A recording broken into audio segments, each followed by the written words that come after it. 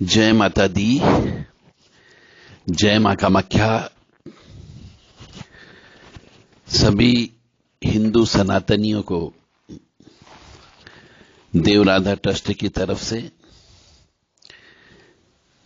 राम राम, जय शिया राम। बड़े बुजुर्गों को प्रणाम करते हैं।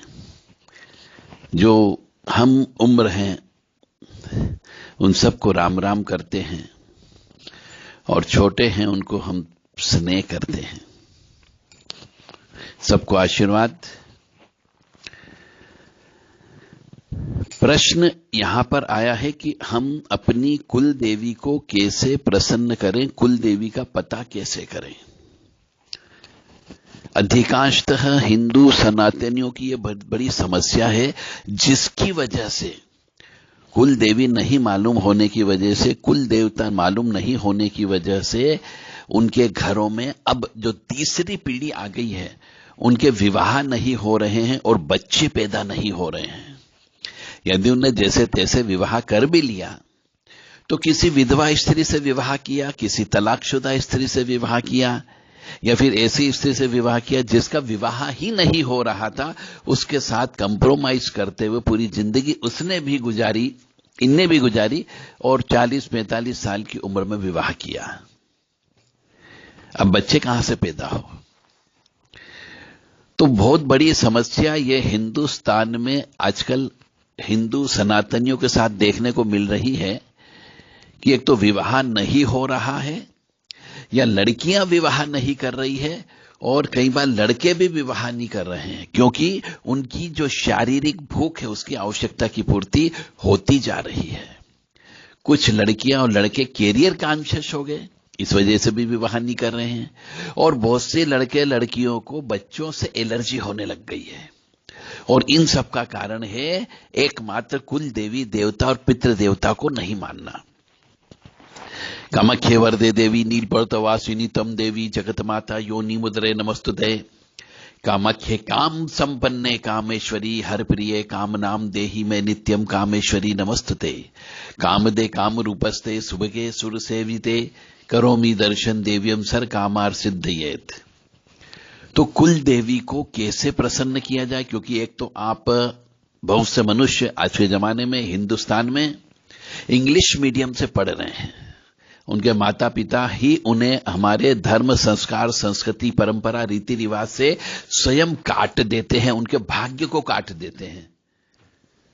क्योंकि इंग्लिश मीडियम स्कूल में पढ़ने के लिए भेज देते हैं सवेरे सवेरे, जो 7 बजे लगता है। अब बच्चा जब 7 बजे तो स्कूल के अंदर प्रवेश कर जाता है तो इतनी जल्दी 4 बजे तो उठ नहीं सकता। नहीं वो सवेरे उठ करके स्नान करता है, और नहीं वो सवेरे उठ करके दिया बत्ती करता है, न भगवान का नाम लेता, क्योंकि उठा करके उसे सिर्फ तैयार करते, कपड़े पहनाते और भेज देते हैं कि जाओ स्कूल जाना है, पढ़ाई लिखाई करना है। उसे कोई भी चीज सिखाई ही नहीं जाती कि सवेरे उठते हैं तो भूमि माता को कैसे प्रणाम करना चाहिए, माता पिता को कैसे प्रणाम करना चाहिए, ईश्वर का नाम कैसे लेना चाहिए, स्नान करने के बाद दिया अगरबत्ती कैसे लगाना चाहिए, कुछ भी नहीं मालूम है। ऐसी उसकी प्रक्रिया अप टू 12th तक चलती है ना, 12वीं क्लास तक चलती है ना, 12 और 6 18 साल तक उसे हम जब उसको सिखाने का खास समय होता है। कच्ची मिट्टी को चाहे जैसा हम मोड़ सकते हैं, चाहे तो मटका बना ले, चाहे सुरई बना ले, चाहे गमला बना ले, कुछ भी बना सकते हो कच्ची मिट्टी का। और हम उस कच्ची मिट्टी के उस बच्चे को जब वो 18 साल का होता है तब तक 12th तक हम इंग्लिश मीडियम स्कूल में पढ़ने के लिए भेज देते हैं, जहां पर वो कुछ भी नहीं सीखता, केवल उसे पढ़ाई लिखाई के अलावा कुछ भी नजर नहीं आता है। अब जब मटका पक चुका होता है तब आप कहेंगे तो वो बिल्कुल भी नहीं पड़ेगा, क्योंकि आपने उनको सिखाया ही नहीं है, उन्हें धर्म सिखाया, न संस्कार सिखाई, न परंपरा सिखाई। तो वो बच्चा कहां से कुल देवी देवता की पूजा करेगा, कहां से वो अपने इष्ट देवता की पूजा करेगा? बिल्कुल नहीं करता है। तो ये कुल देवी देवता और पितृ देवता का दोष है, क्योंकि उनने कभी अपने पिता को भी पूजा करते हुए नहीं देखा, क्योंकि वो तो सवेरे 7 बजे से लेकर के 2 बजे तक स्कूल में और बस में रहता है।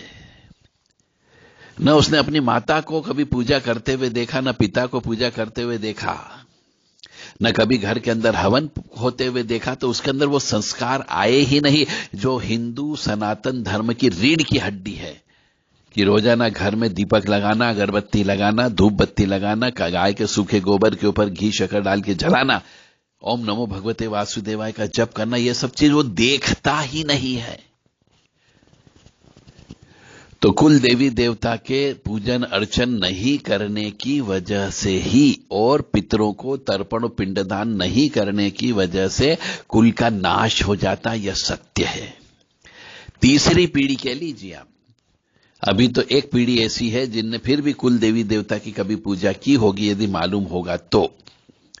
दूसरी पीढ़ी को शायद उनने बताया हो, परंतु तीसरी पीढ़ी जो वर्तमान की है तो बिल्कुल नहीं जानती कि मेरे कुल देवी देवता कौन, क्योंकि वो तो 12वीं तक स्थान के लेवल पे पढ़ता है, उसके बाद तुरंत जो है बड़े शहरों में चला जाता, बड़ी डिग्री लेने के लिए बड़े कॉलेज में पढ़ने लगता, विदेश जाके वहीं सेटल हो जाता है। कौन कुल देवी देवता, कौन कुल देवी और कौन पितृ देवता, हमें तो नहीं मालूम, हम नहीं मानते कोई देवी देवता, वो तो ये बोलते हैं। और इसी का हश्र ये होता है कि वंश का नाश हो जाता है। अब वंश का नाश का मतलब हो गया या तो बच्चे, पहली बात तो विवाह ही नहीं होता है, और यदि विवाह कर लिया तो बच्चे पैदा नहीं होते, और यदि बच्चे पैदा हो गए तो वो लड़कियां ही लड़कियां पैदा होती, लड़का पैदा नहीं होता है। और कई बार लड़का पैदा हो गया तो लड़का जवानी में मर जाता है,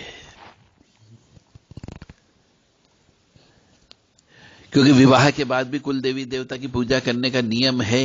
यदि वो पालन नहीं करोगे, अपनी मर्जी से विवाह करोगे, तो निश्चित तौर से कुल देवी देवता का श्राप और बढ़ जाता है, पितरों का श्राप बढ़ जाता है, स्थान की शक्तियों का श्राप बढ़ जाता है, और वंश का नाश होना ही होना है। किसी की ताकत नहीं जो आपके वंश को रोक ले।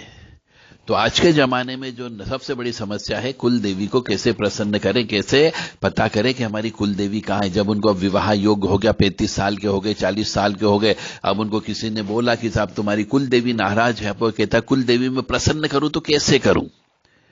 तो कुल देवी को प्रसन्न करने के लिए श्री दुर्गा सप्तशती नामक एक किताब होती है। इस दुर्गा सप्तशती नामक किताब का शतचंडी यज्ञ 5 बार कराना पड़ता है।